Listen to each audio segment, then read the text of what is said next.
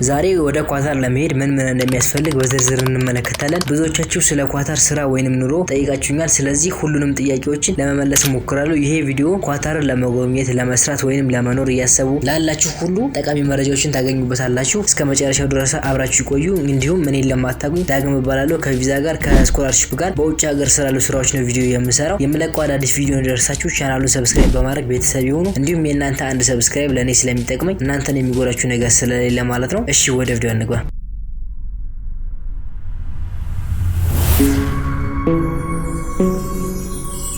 እሺ ክብራን ቻቢሶች መግቢያ ላይ ለመናገር እንደሞከርኩት ወደ ኳታር ለመሄድ የመጀመሪያው ነገር ትክክለኛ ፓስፖርት ነው። ማለትም ፓስፖርታችሁ ቢያንስ ለ6 ወር የእድሳት ጊዜ ገደብ ሊኖረው ይገባል ማለት ነው። በመቀጠል ቪዛ ያስፈልጎታል። የቪዛ አይነቶች እንደ ጉዞ ዓላማ ይለያያሉ። ለምሳሌ ብንመለከት የቱሪስት ቪዛ ኳታር ለመጎብኘት ከፈለጉ ይህ ቪዛ ያስፈልጎታል። በአብዛኛው ለ1 ወር የሚቆይ ሲሆን ከኢትዮጵያ በቀላሉ መስመር ላይ ማግኘት ይችላሉ። የስራ ቪዛ በኳታር ውስጥ ለመስራት ከፈለጉ የስራ ቪዛ ያስፈልጎታል። ይህን ቪዛ ለማግኘት ቀጣሪዎቹ ስፖንሰር ማድረግ አለበት። የስራ ቪዛ ለማግኘት የትምህርት ማስረጃ እና የስራ ልምድ እና ሌሎች አስፈላጊ ሰነዶችን ማሟላት ያስፈልጎታል። እሺ ክብራን ቻቢሶች በመቀጠል የምንመለከተው ቪዛውን ካገኙ በኋላ የሚከተሉትን ሰነዶች ማሟላት አለባችሁ ማለት ነው። አንደኛው ፓስፖርት ነው።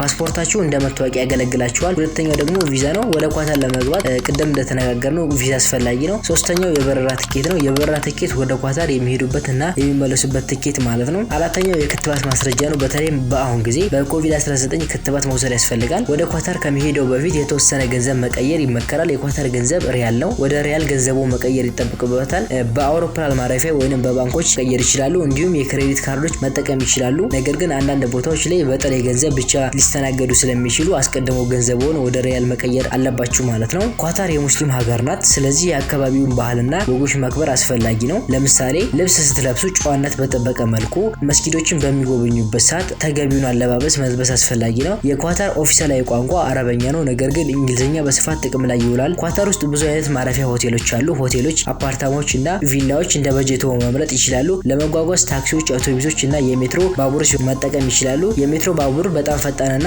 ርካሹ የመጓጓዣ ዘዴ ነው። ወደ ኳታር ለመሄድ እነዚህን ነገሮች ማዘጋጀት ያስፈልጋል። ማንኛውም ጥያቄ ካላችሁ ኮሜንት ላይ ጠይቁኝ። በቀጣይ ቪዲዮ የምሰራላችሁ ይሆናል ማለት ነው። ይሄ ቪዲዮ እንደጠቀማችሁ ተስፋ አደርጋለሁ።